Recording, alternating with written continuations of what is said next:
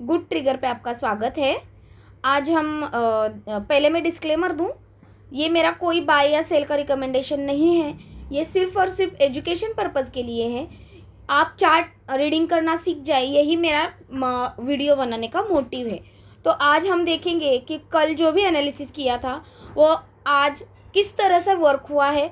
अगर मेरे साथ कोई नए रिव्यूअर जुड़े हैं तो वो जाके मेरे पिछले वीडियो भी देख सकते हैं, जिसमें मैंने एज इट इज़ बताया था कि अगर आज हमें बड़ी मोमेंटम मिली है तो कल मार्केट साइडवेज जाने के ज़्यादा चांसेस है।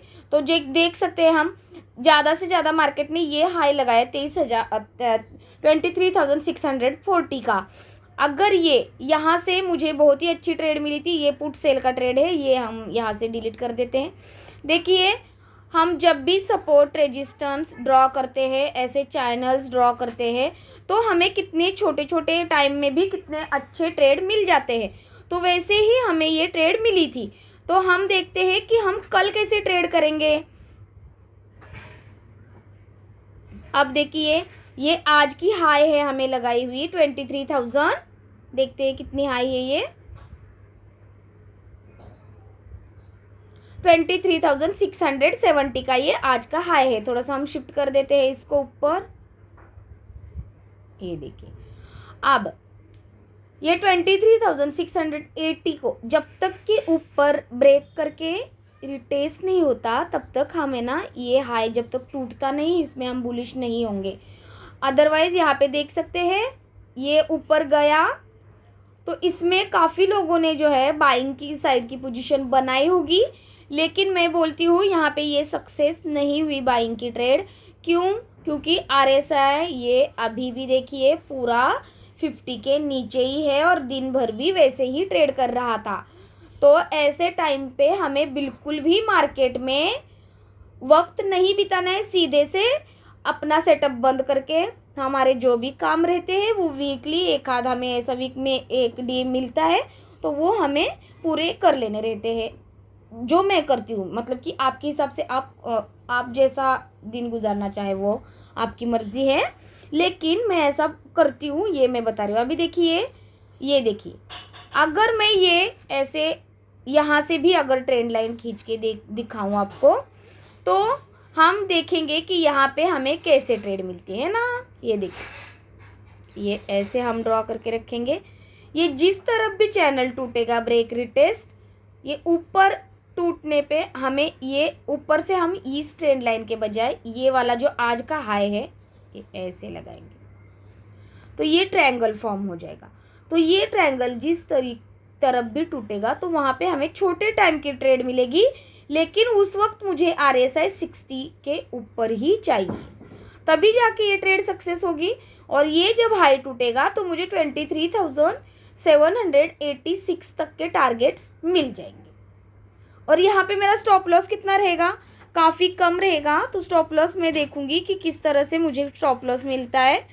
अगर मेरे रिस्क के हिसाब से रिवॉर्ड है तो मैं वो ज़रूर प्लान करूँगी। ये देखिए, अगर मैं फर्स्ट टारगेट भी देखूंगी तो 60 है और मेरा 35 का स्टॉप लॉस है। मतलब कि आधा % से भी कम मेरा स्टॉप लॉस है। ये 0.35 है, इतना याद रखिए। ये डे बेसिस पे होने की वजह से आपको इतना छोटा टारगेट दिख रहा है, लेकिन ये छोटा नहीं है। अगर हम कैपिटल के हिसाब से कैलकुलेशन करना सीख जाइए तो बहुत ही आसानी से हम कैलकुलेशन में हमें रिस्क रिवॉर्ड परफेक्ट मिल जाता है। तो देख सकते हैं आप 60.59 का मतलब ही 60% का हमारा आधे % से ज़्यादा का हमारा टारगेट है। अगर ये ट्रेड सक्सेस होती है तो, और RSI ने मुझे साथ दिया तो की बात है। अदरवाइज मैं ये ट्रेड नहीं लूँगी क्योंकि ये अपोजिट डायरेक्शन में रहेगी। मार्केट ऑलरेडी डाउन ट्रेंड में है। मैंने आपको बताया है, अगर आप जानते हैं black rock, Nomura, Morgan Stanley ये कौन है, तो ये हमारे यहाँ निवेश करने वाले FIIs फॉरेन इन्वेस्टर्स के नाम आप जानते होंगे, आप ट्रेडर है तो इसमें जेफरीज जो है उन्होंने इंडियन स्टॉक मार्केट के लिस्टिंग कंपनी में से 67 कंपनीज़ को डाउनग्रेड घोषित किया है।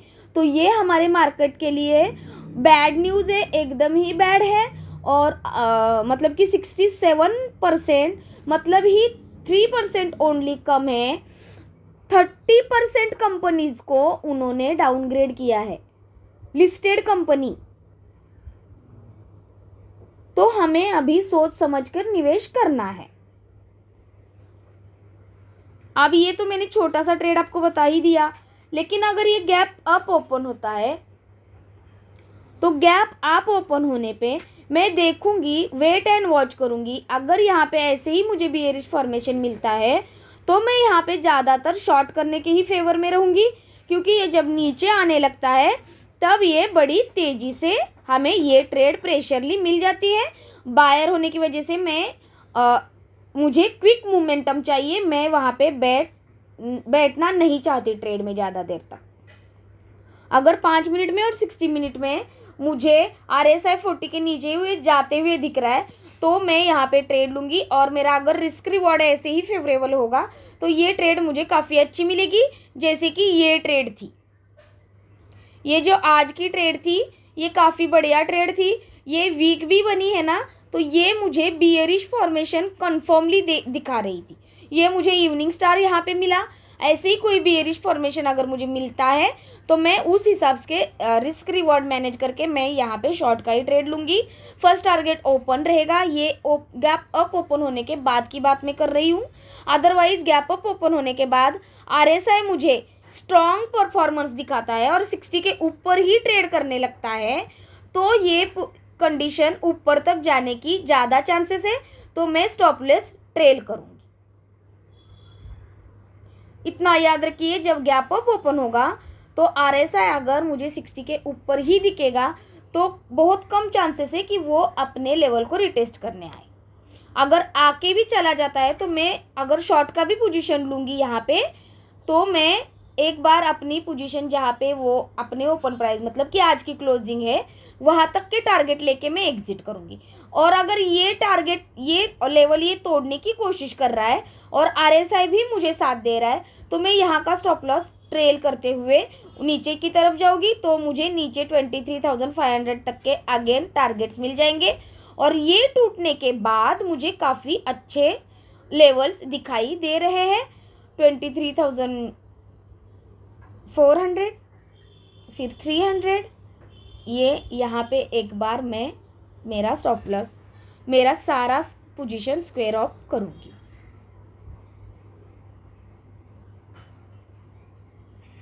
अब हम बैंक निफ्टी में देखते हैं, एक बढ़िया ट्रेड चल रही थी मेरी जिसका स्क्वायर ऑफ हो चुका है वो। अब देखते हैं कल कैसे ट्रेड करेंगे हम। कल देखिए ये जो ट्रेंड लाइन है मैं अगर आगे शिफ्ट करूँगी, ये देखिए कितनी आसानी से हमें ट्रेड मिल रहे हैं। ये देखिए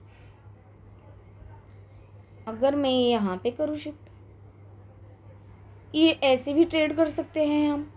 अदरवाइज ये ट्रेंड लाइन वैसे कुछ काम की नहीं। अगर मैं ट्रायंगल आपको ड्रॉ करके दिखा दूँ तो ये काफ़ी बढ़िया ट्रेड आपको आसानी से दिख जाएगी। ये देखिए ये ट्रेंड लाइन अगर ब्रेक होती है नीचे तो मैं नीचे के ट्रेड पे इंक्लूड करूँगी और मेरा ये स्टॉप लॉस रहेगा, ये जो छोटा हिस्सा है। देखा आपने कितने आसानी से ट्रेड में प्लान करती हूँ। जितना भी हम ट्रेड को सिंपल रखेंगे उतना ही प्रॉफिट हम हर पल लेते रहेंगे। अदरवाइज हम ट्रेड को जितना कॉम्प्लिकेटेड करेंगे उतना कंफ्यूज होते रहेंगे। मैं नए व्यूअर्स को बताना चाहूँगी कि जो भी मैं मार्केट के फेजेस है कि मैं ट्रेडर हूँ तो मैं साइडवेज मार्केट में 40 और 50 RSI चल रहा होगा तो ट्रेड अवॉइड करूँगी।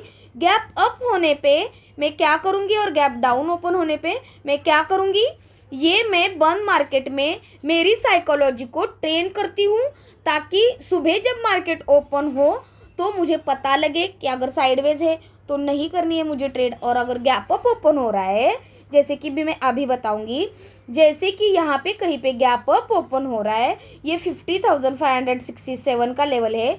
यहाँ पे अगर ये गैप अप ओपन होता है और मुझे RSI जो है 40 के नीचे ट्रेड करता हुआ दिखता है और बियरिश फॉर्मेशन का यहाँ पे कोई मुझे पैटर्न मिलता है तो मैं शॉर्ट करूँगी और आने वाला फर्स्ट टारगेट मेरा ओपन प्राइस रहेगा, मतलब कि आज की क्लोजिंग।